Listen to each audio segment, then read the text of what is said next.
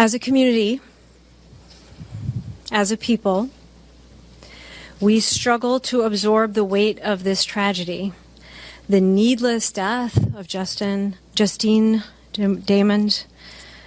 Hard day, you guys. The needless death. And let us remember we are together in our grief, here and around the country and around the world. And we all want answers. We all want to see justice done. And to that end, I asked the BCA to share as much information as they could, as soon as they could, and I appreciate that the BCA has done that. And we don't yet have all the answers. So for me to characterize it as needless is actually inaccurate, because we don't have all the answers. But the tragic death of Justine Damond today.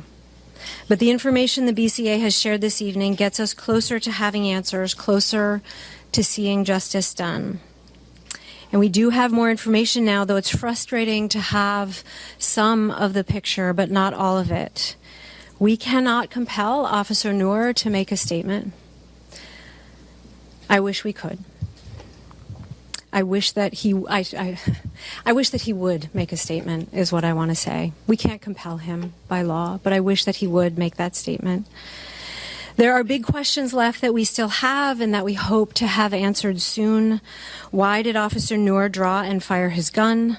What happened from the time the officers arrived on the scene to when she was pronounced dead? Why don't we have footage from body cameras? Why were they not activated? We all want answers to those questions.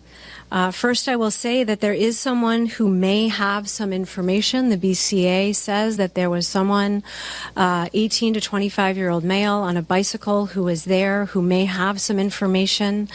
And I would implore this person to come forward. The phone number is 651-793-7000.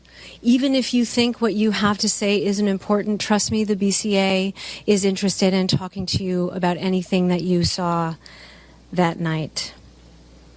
And tonight I also want to make sure that folks are clear that this is an independent investigation being conducted by the BCA. The BCA is not a city agency. It is an agency of the state of Minnesota. They have been the lead from the start. It's been part of our policy dating back to 2014 that the MPD not investigate itself in critical incident cases involving MPD officers. It's a good policy, but there's a trade-off. Minneapolis does not control the information BCA does. That's the nature of an independent investigation, and we need to make sure we maintain that independence and the integrity of that process, the integrity of the investigation. And that said, we've been pressing for as much information as quickly as possible, and we appreciate that the BCA has released the information that they have given tonight. After I'm done, Assistant Chief Arredondo is going to talk us through the investigatory process, the full chain of it, and talk some about our body camera policy. I share the frustration and the dismay that we don't have body camera footage here. I will say that body cameras are a very powerful tool, not an infallible tool, but a powerful one that have proven valuable already in our investigations. But also we have been and we will work to make sure that we have the strongest policies possible. And Assistant Chief Arredondo will address that. I've also learned clearly that it's important to keep people in the loop as to what I've been doing and what my team has been doing over the last few days. I've spoken with Justine's fiance, and I'm doing my best to be of service to him and the family. I've been in contact with neighbors on the block, including the block club leader. I've been communicating often on social media and to my mailing list, trying to get word out about everything we know and the things that are happening. I've been talking to media here in Minneapolis, the national media, and Australia. I've maintained consistent communication with the City Council to make sure they're able to share the most recent and most accurate information with their constituents. I'm continuing to reach out to a number of stakeholders, neighborhood leaders, community advocates, and others, hearing their questions and concerns and sharing information with them as well. I've also been talking to Somali leaders in our community to hear their questions and their concerns. And we're in contact with our state and federal legislators in addition to our ongoing communication with Governor Dayton's office. Also, very important is the work we're doing internally as a city. The communication that I have and that we have among city leaders, Assistant Chief Arredondo, City Coordinator Spencer Kroc, City Attorney Susan Siegel, all, our Civil Rights Department, making sure that we are all in communication with one another moving forward. That is important, and it's important for folks to know. That said, there are still answers that we wish we had. We will continue to seek them as long as we need to. I appreciate the information that we do have, and I will turn it over to Assistant Chief Arredondo. Thank you, Mayor. Good evening. I am Assistant Chief Madeira Arredondo of the Minneapolis Police Department. I first want to acknowledge the very tragic incident that has us all here tonight. I also want to say up front that we are aware of the information the BCA has released and cannot comment at all on what they have recently shared pending the ongoing investigation. What I can do is update you on what the MPD is doing right now. We have opened up an internal affairs use of force review, which is standard anytime an officer discharges his or her weapon. The chief has asked that it be expedited so that she can take appropriate action swiftly. Our goal is not speed, but we do recognize the public's desire and right to know as much as possible, as soon as possible. At this point, much of the data needed for the MPD force review is currently right now in the hands of the BCA. The use of body-worn cameras is a part of this force review, and as a related policy matter, there is nothing I can say about that particular incident at this time. I have also been informed by the Civil Rights Department that the Office of Police Conduct Review, the city's Civilian Oversight Division, currently has an inquiry on this incident. However, the OPCR cannot move forward opening a case until the BCA completes their investigation. I realize there has been a lot of discussion about our body camera program in general, not related to the officer-involved shooting.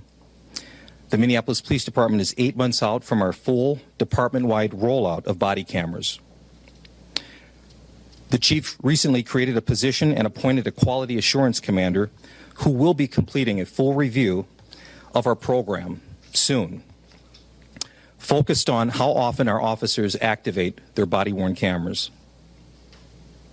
By the end of next month, mandated supervisor training will be completed throughout the entire MPD. Our frontline supervisors have been tasked with ensuring officers increase the activation of their body cameras. I also want to take a moment to talk about our body camera worn policy. And now, while I cannot talk directly about the officer-involved shooting incident, I can tell you we began looking at areas to strengthen our policy several months ago. On background, we produced a policy using national best practice standards and following community input. We also needed to look at accountability, transparency, and privacy concerns that were also raised during several community input meetings. We also needed to look at how our body cameras would affect evidence collection and casework. And like any policy within the MPD, the body-worn camera policy is subject to change. Soon, Chief Harteau will be releasing an updated policy with changes regarding officer requirements. I'd like to conclude by saying I realize and acknowledge there are many questions that are still left unanswered. We immediately asked for an independent investigation into this incident, and we must wait until it is complete. I do appreciate everyone's patience, but I also recognize the frustration surrounding the lack of information up to this point. I simply cannot say much more right now while the BCA continues their investigation. Thank you. I'm 13th Ward City Council Member Lene Palmisano. Over the last 48 hours, I've been working around the clock to get more information to the public regarding the death of our neighbor, Justine. I have heard, and I so deeply share your frustrations. I have heard your pleas for more information I share these sentiments and am doing everything I can to make this happen. I will warn you that what the city can share at this point is underwhelming. Due to the investigation by the BCA, there are only limited documents that the city has ownership of and can release. But I promise you that we will release everything in our ability, and I have been pushing to do so. To that end, we will be posting all of these documents on the city's police website and will continue to make these available online. Additionally, over the past 2 days, I've been talking with neighbors, Justine's family, her friends, and members of her faith community.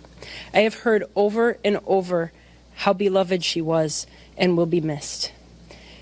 This great loss is felt by many. I have also been speaking with outside public officials and city departments to move things along in every way that I can. I have spoken with Don, Justine's fiancé, to express my deep sorrow for his loss and to hear what he needs from our city and our community.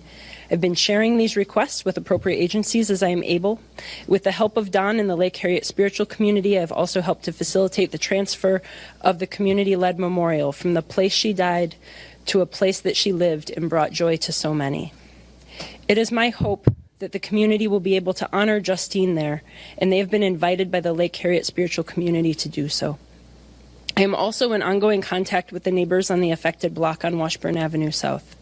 The initial incident and ongoing attention paid to their neighborhood has both short-term and long-term impacts on their lives, and my heart goes out to them. They will need our support as they start to heal from this trauma.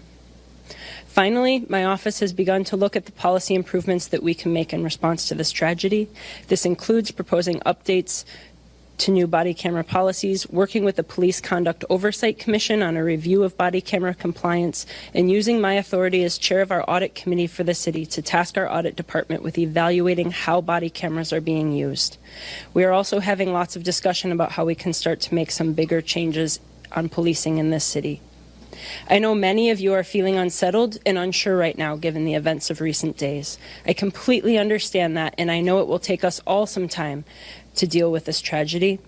My hope is we can work together on these tough challenges and have these hard conversations and do the work of beginning to make these important changes as a city together.